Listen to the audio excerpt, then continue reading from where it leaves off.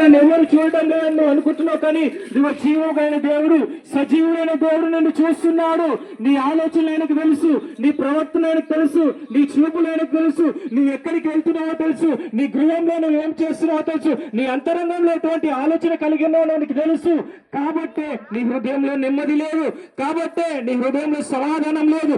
అయ్యో ఈ పాపం నుంచి ఎవరు విడిపిస్తారు, అయ్యో నా హృదయంలో సమాధానం ఎవరిస్తారని ఎప్పుడైతే నువ్వు అనుకుంటున్నావో, ఇదిగో ఈ ఉదయకాల సమయమైన ప్రభు మాటలను వింటున్నావు నా ప్రియ సహోదరి సహోదరులారా, ఒక్కసారి నీ హృదయంలో యేసయ్యా నా హృదయంలోనికి రండి, యేసయ్యా నా పాపాన్ని క్షమించండి, యేసయ్యా ఇదిగో నాకు మోక్షాన్ని దయచేయనని నీ హృదయంలో ఒక్కసారి నువ్వు అనుకున్నట్లయితే నీ పాపం నుంచి నీ శాపం నుంచి ఆయన విడిపించి నీ హృదయంలో సమాధానం నెమ్మది ఆయన అనుగ్రహిస్తాడు. కాబట్టి మేము ప్రార్థన చేస్తుండగా మీ అందరూ ఒక్కసారి మీరున్న స్థితిలో ఏకీభవించండి.